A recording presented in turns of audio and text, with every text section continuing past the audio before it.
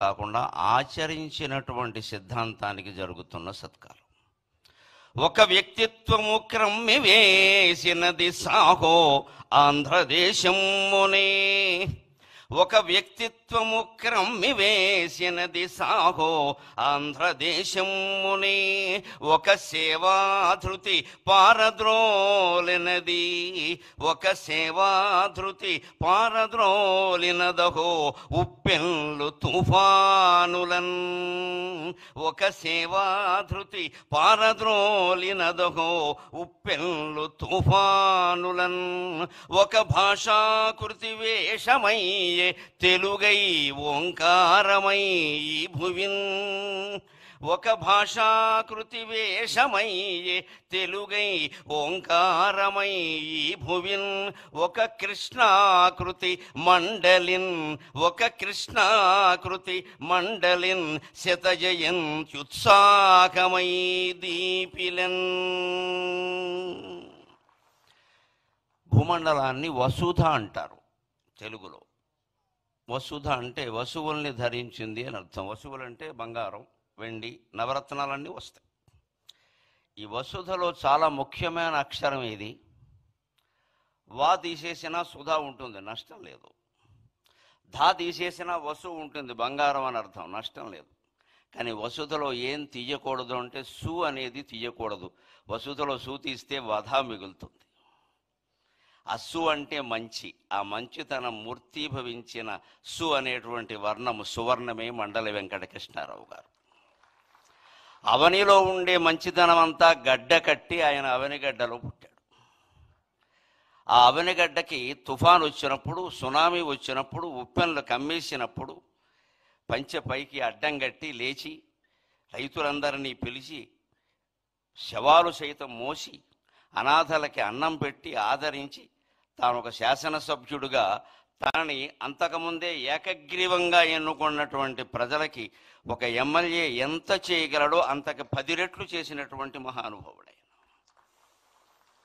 అటువంటి వాళ్ళు ఉన్నటువంటి సీమ, వాళ్ళ పేరు తలుచుకున్న చోట మళ్ళీ అటువంటి దుర్భిక్షం రాదు. ఇప్పుడు శత జయంతి వేడుకలు జరుపుకోవడంలో మన ఆశ ఏమిటి అంటే ఆ మహానుభావుని ఆశీస్సుల వల్ల మళ్ళీ ఆంధ్రప్రదేశ్ రాష్ట్రంలో ఎటువంటి దుర్భిక్షము రాకుండా సుభిక్షంగా వర్ధిల్లుతుంది, అందులో సందేహమే లేదు. అయినా సుభిక్షంగా వర్ధిల్లింపజేసేటువంటి అద్భుతమైన నాయకత్వం మనకి ఏడాది క్రితం లభించింది. మనం అదృష్టవంతులం. నిజంగానే నాకు పద్మశ్రీ రాగానే అప్పుడు ప్రభుత్వాన్ని గురించి నేను మాట్లాడాను. కానీ మొట్టమొదట ఫోన్ చేసిన 10 మందిలో నారా చంద్రబాబు నాయుడు గారు ఉన్నారు. వెంటనే అప్పుడు ఆయన ప్రతిపక్ష నాయకుడు. వెంటనే ఫోన్ చేసి నరసింహారావు గారు చాలా సంతోషం, మీరు పద్మశ్రీ పొందారు, మాకు ఆనందంగా ఉంది అని చెప్పారు. వెంటనే అంతటి సహృదయం, కళలని సాహిత్యాలని పోషించేటువంటి నాయకుడు దొరకడం ఆంధ్రప్రదేశ్ చేసుకున్నటువంటి అదృష్టం. ఇంకొక మాట, కృష్ణారావు గారు లాంటి వ్యక్తులు కేవలం ఆశయాలని ఆరాధించలేదు, ఆచరించారు. గాంధీయవాదులమని చెప్పుకోవడం అంటే గాంధీ గారి కర్ర మా ఇంట్లో పెట్టి వెళ్ళారు, గాంధీ గారి చెప్పులు మా ఇంట్లోనే విడిచారు, గాంధీ గారి కళ్ళజోడు నేనే తుడిచా అని చెప్పుకోవడం కాదు. గాంధేయవాదాన్ని ఆచరించడమే నిజమైనటువంటి ఆరాధన. ఊరికే పూజలు పురస్కారాలు కాదు. దాన్ని ఆచరించామా లేదా, అనుసరించామా లేదా.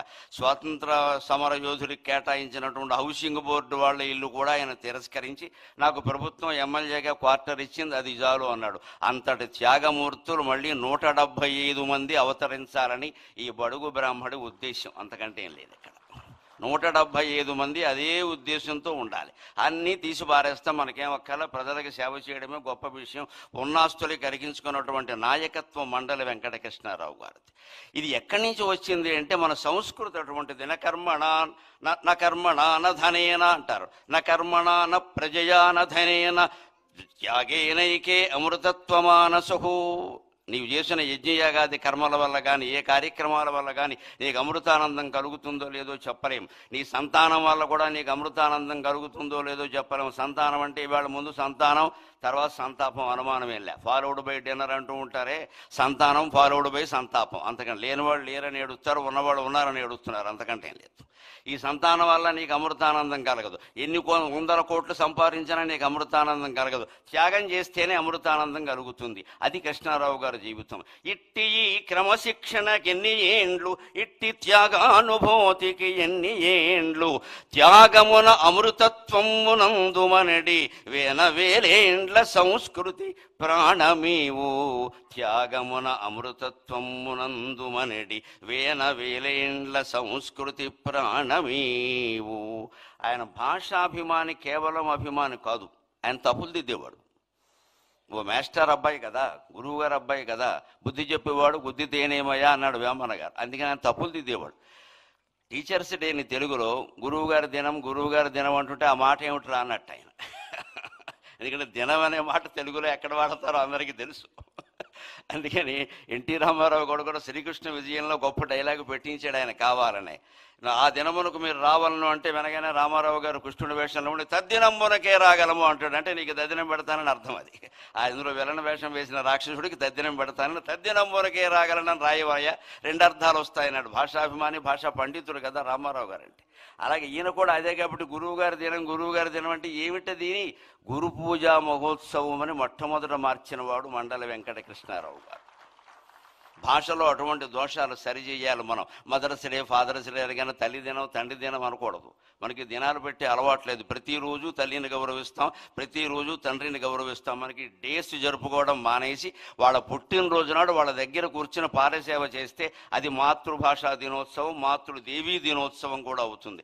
అటువంటి ఆదర్శాలన్నీ మనం స్వీకరిద్దాం. ఇవాళ మండల బుద్ధప్రసాద్ గారు కూడా తండ్రికి ముమ్మూర్తుల 100కి 100 పాళ్ళు ప్రతిరూపమైనటువంటి వ్యక్తి. వ్యాసభారతంలో అటువంటి వ్యక్తుల గురించి ఒక మాట చెప్తారు. అంగాద్ సంభవసి ఆత్మావై పుత్ర నామాసి, అంగాద్ సంభవసి ఆత్మావై పుత్ర నామాసి.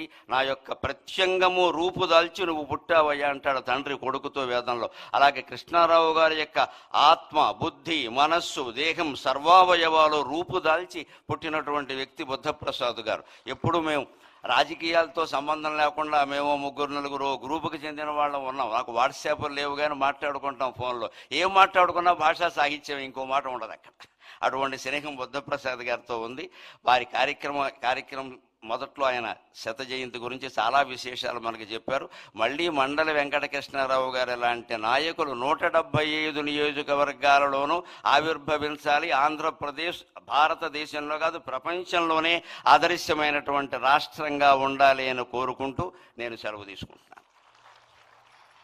పద్మశ్రీ గరికపాటి నరసింహారావు గారికి హృదయపూర్వక ధన్యవాదాలు.